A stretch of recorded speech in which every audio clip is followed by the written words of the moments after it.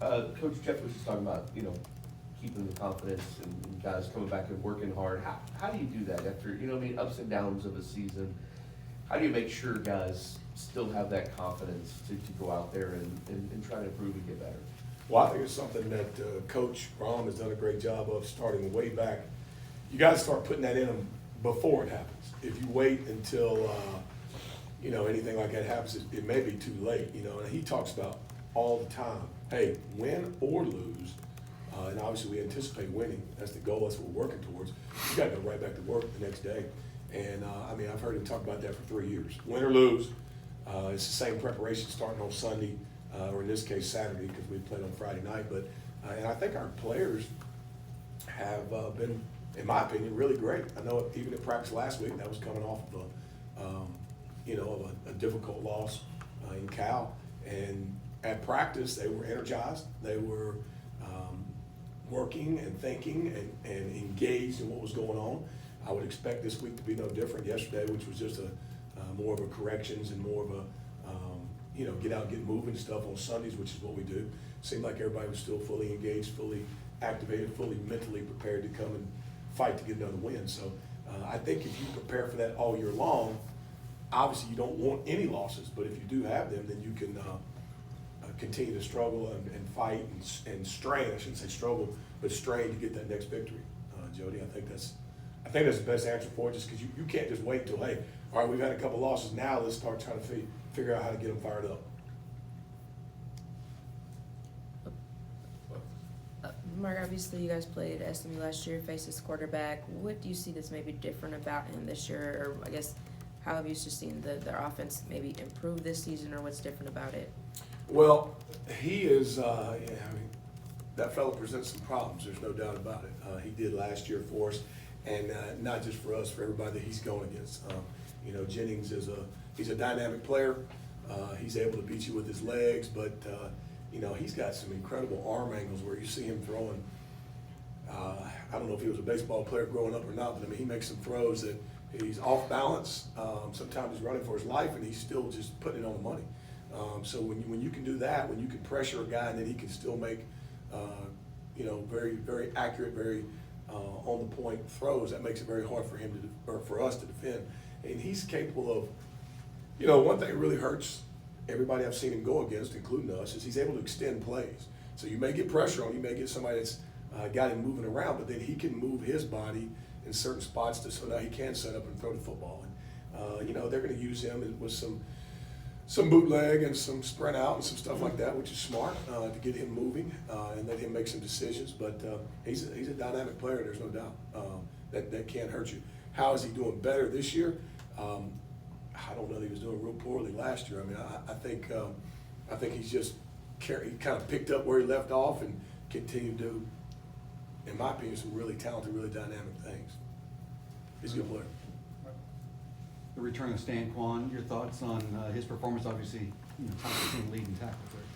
Well, of course, no doubt. I think we're all excited to get Stan Kwan back. I probably may be a little more excited than the others because I get to deal with him on a day-to-day. But I really appreciate the fact that he did a good job because that was broken leg's not a minor deal, and then for him to be able to, they said, anywhere from 8 to 12 weeks, and he started practicing around 8 and then was in the game at 10 weeks. So I appreciate him putting in the effort to be in here, and obviously our medical staff, training staff doing a good job of getting him back. Sean and those guys did a great job, but there was some rust. You haven't had as much activity, fitting runs. You can look on a screen and you can write down notes, and that's all very good. But there's no substitute for repetition. There's no substitute for game reps and all that kind of good stuff. He did come out and do what Stan Kwan does, which is, he makes plays. And he had a couple tackles for loss, and, he had some nice hits, and he's a big, strong guy that can run. So anytime you can plug that back into your scheme, into your system, as an inside linebackers coach, I'm very happy. And I think Coach English and Coach Brom are in the same boat. So we're glad to have him back. I would imagine that even though he did play well, you'll continue to see improvement, I hope, this week and next week and as we move forward. So, but very glad to have Stan Kwan back, no doubt about it. Mark, last year it seemed like the SMU game after that the defense is when it kind of clicked and started getting better and better. Jeff was talking about how poor it was that day, and it was more of the tempo and everything they did. What's different now with this defense when you go up against a team that does tempo than maybe when you played them last year? Well, they obviously had a good plan and caught us, moving and talking and doing some stuff last year, no doubt about it.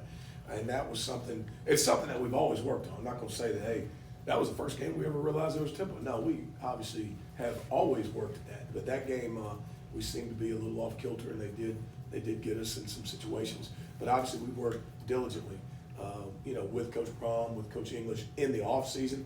And it wasn't just them, it started immediately, even during the game, at halftime, we're not just saying, hey, just ride this out. No, we're trying to get things adjusted just like we do every week, and come out with a better plan in the second half.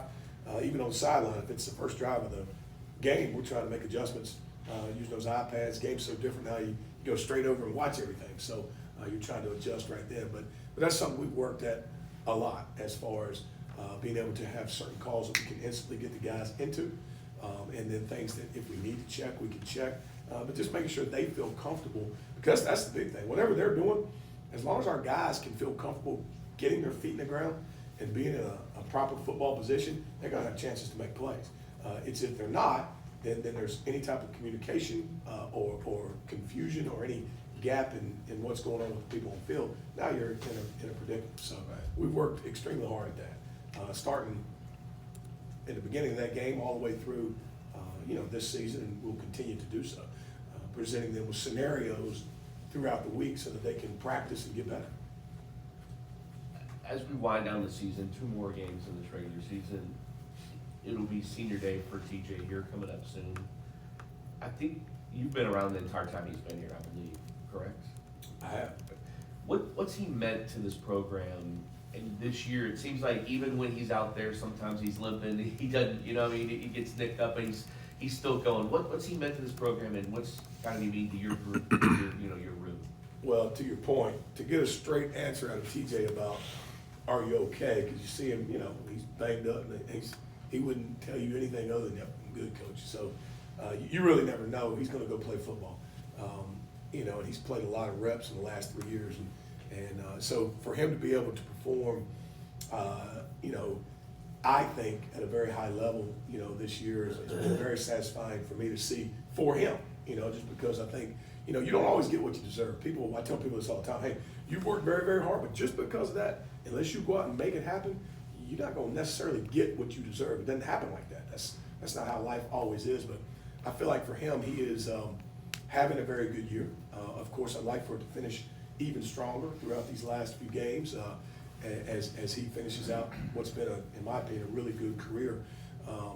But it is nice to see him stay put, work hard, be loyal, ask all the right questions, and want to improve on whatever the things that he may have had.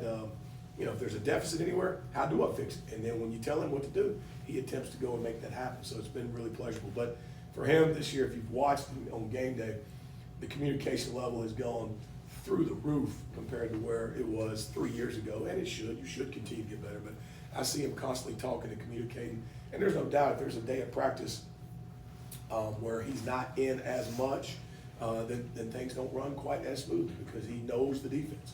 He knows what Coach English is thinking due to those conversations and all those repetitions. So there's no doubt when he's not out there, it's a different deal, and that's a good thing. So hopefully he'll continue to do so. But he's meant a lot to our unit because they have to see the consistency of this guy that's been everywhere. I couldn't imagine somebody telling you that he's missed a weight room or a treatment or something in the classroom. He's always sitting there with a smile on his face and when it's time to meet or do whatever we got to do. So you really love to see the people that have that type of attitude and mentality in life have success because it didn't always like that. But he's going to be hard to replace. It's been a lot of fun to be around him, no doubt. It's always win as a team, lose as a team, but at the same time, this defensive unit has been really good all year. Got good games and bad. I just wonder if it's a challenge to kind of keep tunnel vision, like when you're working with defense, if you just lost a game or whatever, to kind of have them realize We're still playing pretty well. We got some things to clean up. How do you deal with that, you know, when you've got a good unit on a team that's lost and always just focus on what needs to be better? How do you do that? Well, it's whatever whatever you encourage, whatever you talk about, whatever you have decided is going to be, hey, what we're doing. And I've watched Coach English walk right in this room every day, and the only thing he talks about is what are we going to do, to make those extra couple plays to win these ball games. It's never about anything else, and nor should it be. Because we have done some good things, but there's always, like you said, we go in that room, hey, there's umpteen things we got to get better at. Here's what we could have done to improve the outcome. And I think that's how, I know that's how our coaches approach it, and I think that's how our players approach it as well. I mean, like you said, you've had 3 extremely close ball games that you'd love to have back, but you can't get them back. The only thing you can do, if you have any common sense at all, is move on and continue to improve so you can win the very next game, which is, for us, SMU. So, but I think the guys have done a fairly good job of that. I don't know, couldn't tell you what they say when they walk back to the dorm room or sit in the apartment, but I know it's not tolerated or encouraged or allowed here in the facility or in this room. It's just, hey, here's what we did well, here's what we did poorly, how are we going to improve to do our part to help get a victory come this time it's on Saturday. All right, thanks, Coach. Yeah, thank you.